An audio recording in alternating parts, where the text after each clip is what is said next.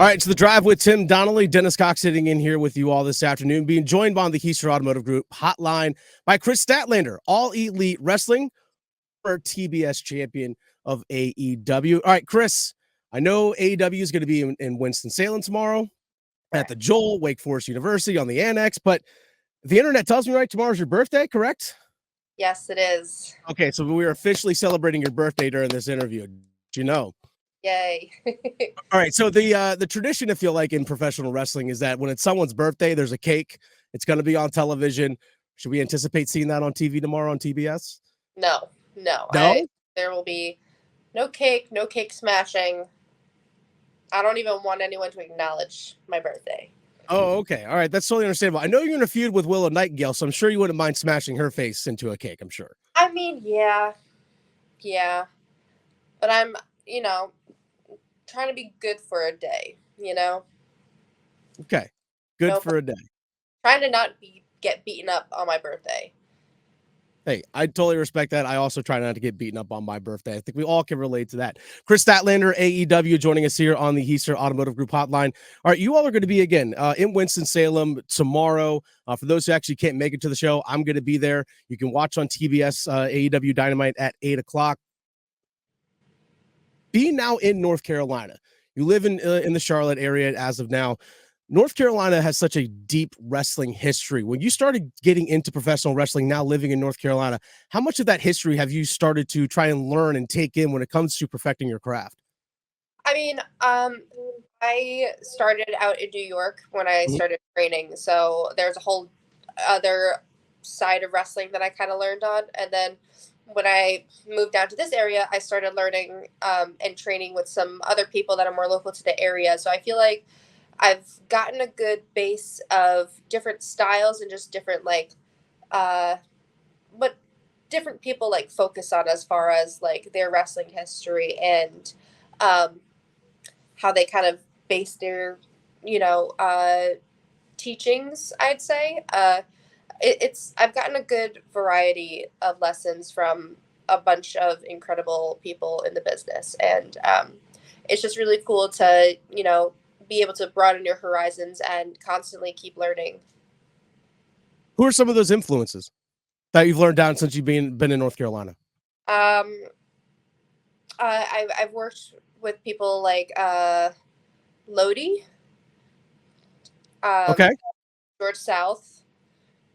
Those are just some of the names, and they've come from a long line of people that have passed down the traditional Southern style, so to say. Yeah, because I know Adam Page, Hangman Page is trained in Greensboro. I know Griff Garrison is trained in Greensboro and throughout the area. I think even some of the guys from Private Party have even come down and trained in this area as well. So I know it's got such a deep wrestling history here in the state of North Carolina. When you actually get to wrestle in the state, I know I've actually seen you perform at GalaxyCon here in Raleigh a couple of years ago. When you actually do get to wrestle in the state, is there something a little bit extra when it comes to it? Especially because the crowd is so keen on the history that we all understand. Yeah, I think what makes it special is that a lot of the people that are fans here, that they're almost like generational fans, if that makes sense. Where it's like, if you're a wrestling fan and you're from the Carolinas or just anywhere like the South, it's kind of like you grew up watching it and you pass it down, and it's just like almost like how generational wrestlers are. Like that's kind of like what the fans are like too. So it's like there's just a constant appreciation for everything that has happened and everything that continues to happen, and it's always just really nice to be like, oh, this is a really good place to be, especially for a show. It feels it's one of those things that always kind of feels like a homecoming, just because wrestling is so loved and appreciated. Kris Statlander, AEW, joining us here on the Heister Automotive Group hotline. Dennis Cox sitting in here with you this afternoon. All right, Kris, I want to dive into what you have learned in your career and what you have gone through physically. A lot of people don't understand the physical toll that wrestlers go through. I believe you torn your ACL twice, if my understanding is correct. Both of them, yeah. So you torn both your ACLs, yet you still get in the ring and still have to be physically active and do all the things that you do. How much do you have to put off the or outside of the ring in terms of training. So I don't think people really fully understand what you all go through as wrestlers to get your bodies ready to compete and be out there in the ring. Um, I mean, everyone kind of does what works for them. So there's no one specific like rule book of how you should be training or how you should be, structuring your workouts and regimen and all that stuff.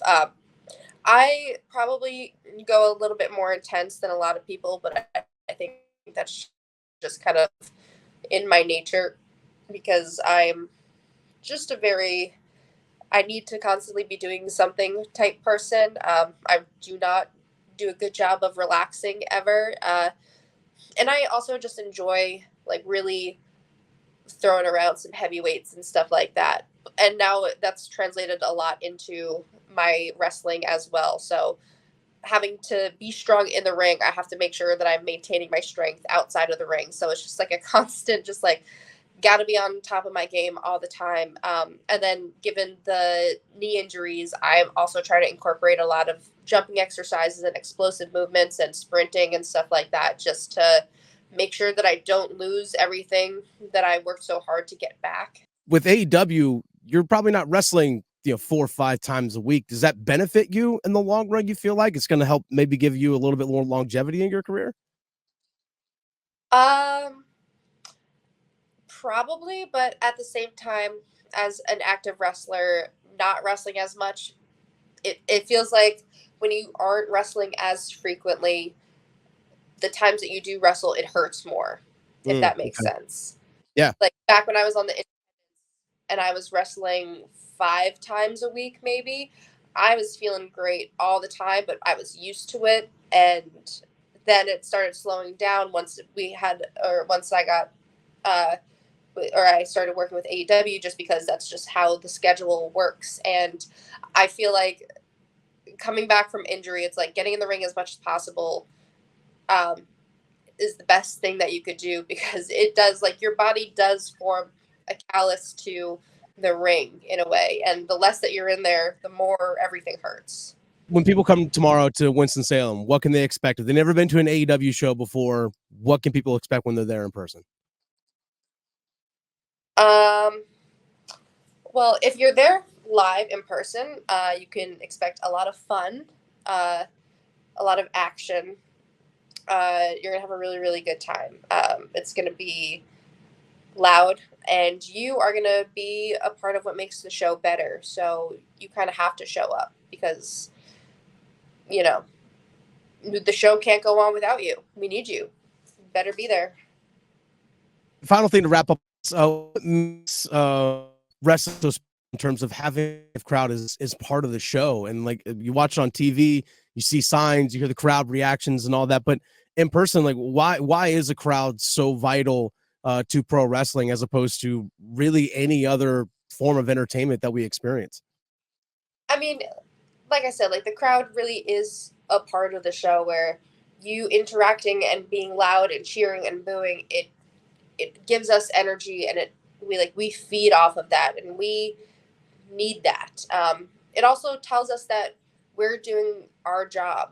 Um, just hearing a noise from the crowd lets us know that we're doing something to make people react, and that is always a benefit. And there's just so many aspects to it's not just the cheering and the booing, but like you said, like there's the signs there. There's a lot of emotions that can go through someone, and it's great to have that live reaction in real time to everything that we're doing, as opposed to just being like, all right, let's read the reviews when we get home. It's like, no, you're seeing the reviews to everything that you're doing come to life right there in front of you, and it's so rewarding, especially when you're successful at it.